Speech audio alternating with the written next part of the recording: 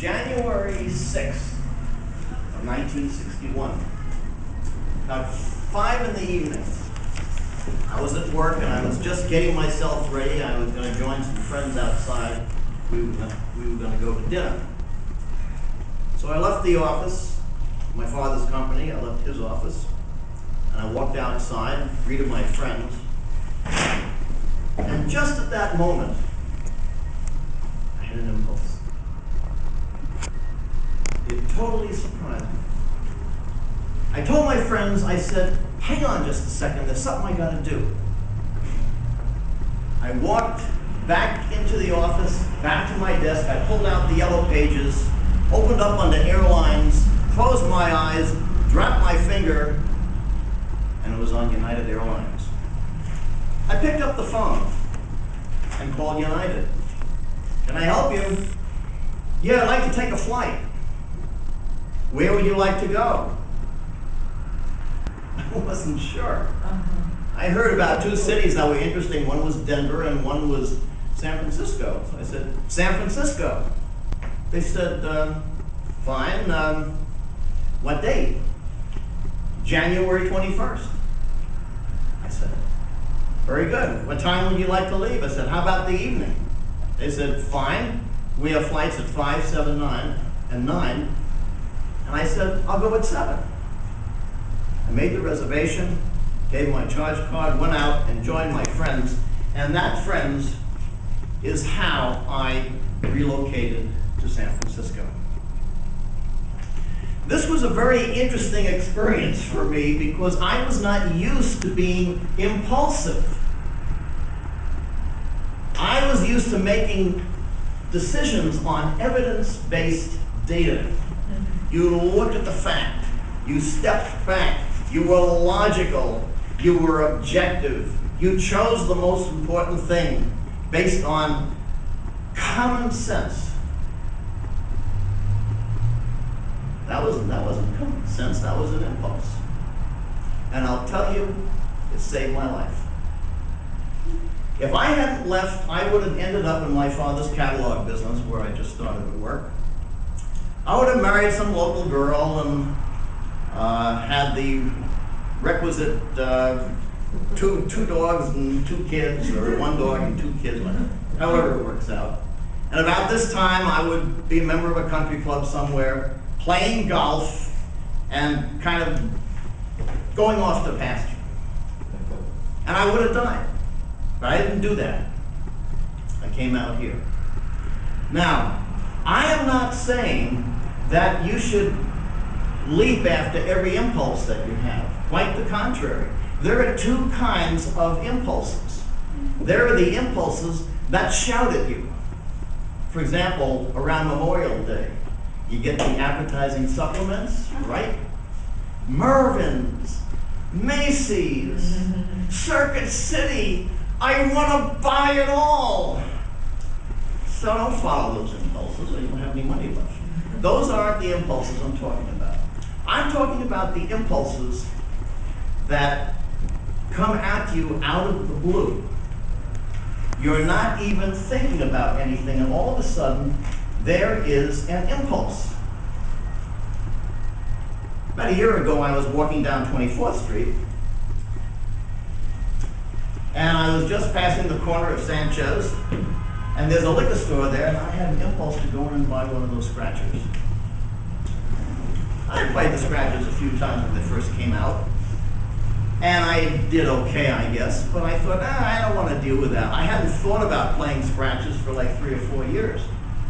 All of a sudden, out of the blue, I get an impulse to get a scratcher. I said, okay, 1 ticket only. I bought the ticket, scratched it off in the store, and won 25 bucks. Now, where does that come from? That was an impulse. I wasn't thinking about it. It just came out of nowhere. And I have started to believe that when I get an impulse and it comes out of nowhere like that, I should pay attention. Now, what's creating all this? Well, we have this brain, see, and this brain is just an incredible organ. And it has capacities that we don't know. For example, do you know, well, The brain is composed of neurons, which are brain cells, and synapses, which are connected.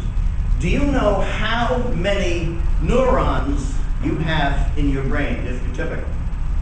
Anybody want to guess? Billions.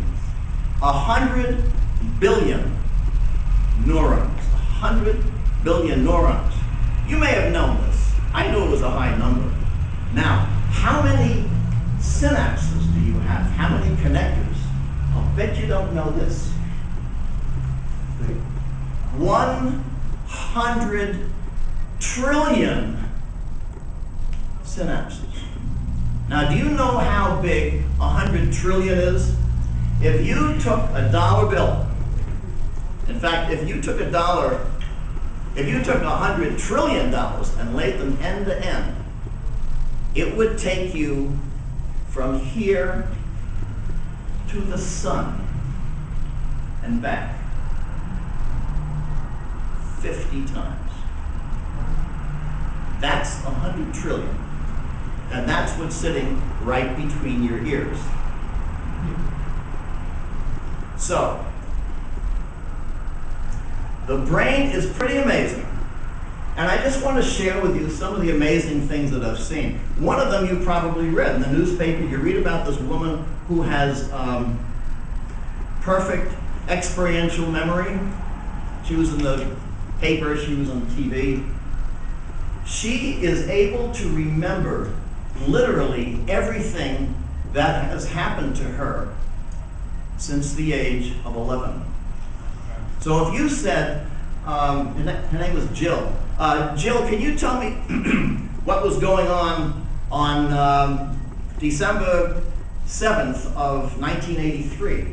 She could tell you what time she got up, what time she went to work, what she had for breakfast, who she spoke to at lunch, how she felt about who she was speaking to at lunch, what she read in the paper, what was on TV. She remembers literally everything, and she has written it up in a book called The Woman Who Can't Forget. And I'm going to buy the book. She's been interviewed on television. Fascinating. Now, I had personal experience with somebody else like this who had an amazing capacity. I had a boss, his name was Hal Lawrence, and he had an ad agency in Palo Alto, and I used to work there in the early 70s. One day, I walked into his office, and we were talking, and he said off the top, he said, "John, what's your full name?" I said, "John Charles Harrison." He says it has 19 characters.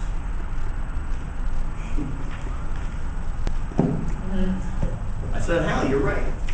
Come on, what's the trick? I mean, what is this?" He says, "It's not a trick. I just do it." I said, "Hal," he said, "All right, look, I'll show you another one." He says, "Toss me that paper over there." So I did. He says, "Find a headline." So I said, "That headline." He looked at it and he said, "There are 76 characters." I counted them out, 76 characters. I said, "Hal, this is amazing. I don't know how you do this. How do you do this?" He says, "I don't know." I said, "Can you do anything more?" I really wanted to see this. He said, "Yeah, sure." He says, "Find me a column of text." So I found the longest column of text in the newspaper, top to bottom. And I said, "That one." And Hal went, 724 words. And I counted them out. One by one, it took me at least 4 minutes, and it was exactly 724 words. So how do people do this? Well, this is a testimony to what sits between your ears. It's an incredible organ. It's able to do incredible things. And it's constantly working. So even when you think your brain is asleep, it's constantly working, and it's trying to figure out the best thing for you to make your life freer, safer, more fulfilled. That's what the brain is designed to do. So how I become a believer? Yeah. You know, it's going to happen to you. May happen to you during this meeting, or it may happen when you go home tonight before you go to bed, or when you get up in the morning while you're brushing your teeth, or going to work, or having lunch, or taking a coffee break, or walking the dog, or having dinner, or walking by the ocean, whatever it is, at some point, you're going to have an impulse.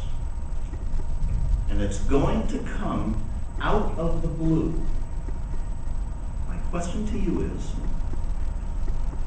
are you going to listen to it? And even more important,